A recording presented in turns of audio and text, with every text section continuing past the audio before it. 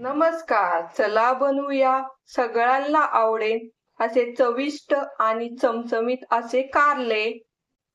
मस्त असं ना कारलं तयार झाले आणि ह्या पद्धतीने केलं ना, ज्याला हे कारलं खायला आवडत नसेल ते पण नक्कीच हे कारलं ना आवडीने खाईल आणि खूप छान लागतं हे कारलं खायला. कारल्याच्या भाजीसाठी लागणारं साहित्य हे पावशेर कारले घेतलेले, शेंगदाणे घेतलेले, खोबरं घेतले, हे सुकं खोबरं घेतले, लसूण घेतलाय, गूळ घेतलाय, कढीपत्ता घेतलाय, कोथिंबीर घेतली. आता हे मसाले, लाल मिरची पावडर, कांदा मसाला, गरम मसाला, हळद पावडर, मीठ, धने पावडर, जिरे. कारली ना कट करून घ्यायची. याच्या ना बारीक फोडी करून घेणारे, सुकी कारली करणारे म्हणून. याच्यामधल्या ना ह्या बिया आहे मी काढून टाकल्यात आणि असे पातळ फोडी करून घ्यायच्या. हे असे ना पातळ कट करून घेतलेले. सुकी भाजी बनवायची म्हणून मी असं पातळ कट करून घेतले आणि त्याच्यातले बी ना सेपरेट काढून घेतले. आता एका कुकरच्या डब्यामध्ये हे मी टाकून घेणार आहे. एका कुकरच्या डब्यामध्ये मी हे टाकून घेणार आहे आणि स्वच्छ धुवून घेणार आहे. पहिल्यांदा कुकरच्या डब्यात ना हा गुळाचा खडा टाकून घ्यायचा आहे आणि मीठ टाकून घ्यायचंय, म्हणजे कारली ना कडू नाही होती. आता मी कुकरची ना एकच शिट्टी करून घेणार, जास्त काही याला शिजवायचं नाही, एकदम 50% शिजले पाहिजे. कुकरची ना एकच शिट्टी करून घेणार आहे मी. फक्त कारली 50% शिजली पाहिजे. त्याच्यातला ना कडवटपणा गेला पाहिजे, मिठाने आणि गुळाने त्याच्यातला कडवटपणा गेला पाहिजे, एवढी शिजून घ्यायची. आता ना मसाला भाजून घेऊ. शेंगदाणे भाजून घ्यायचे,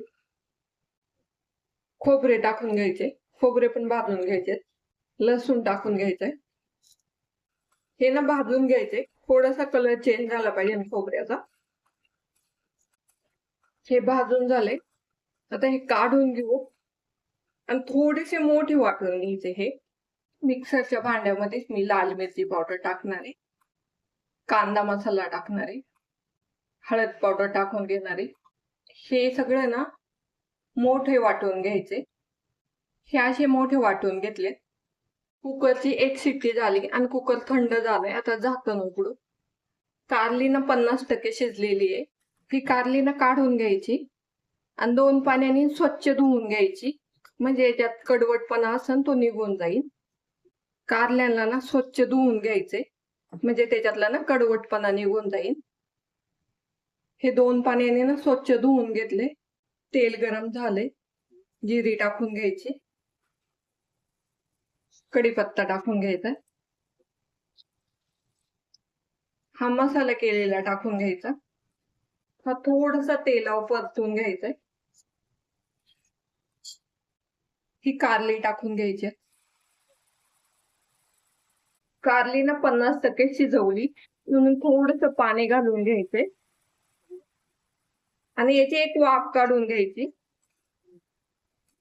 म्हणजे जेवढी कच्ची असेल तेवढी कारली शिजली जाईल. धना पावडर टाकून घ्यायची, गरम मसाला टाकून घ्यायचा, हे मिक्स करून घ्यायचंय. आणि तुम्ही अशा पद्धतीने जर कारली केली ना अजिबात कडू होत नाही. गूळ टाकल्यामुळे ना कडूपणा निघून जातो याच्यातला. याच्यामध्ये ना मीठ टाकायचं. शिजताना ना मीठ टाकलं होतं, मग आता ना चवीनुसार मीठ टाकून घ्यायचंय. हे मिक्स करून घ्यायचं, कारण कारली धुतली होती त्याच्यामुळे मिठाचं प्रमाण कमी झालं असं.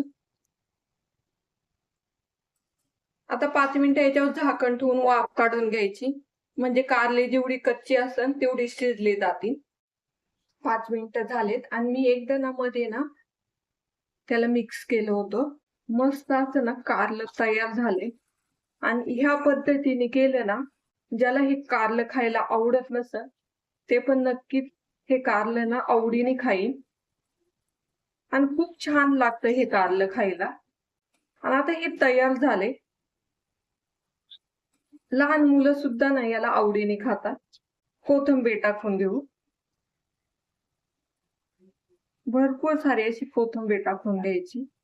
आता हे कारलं ना तयार झाले.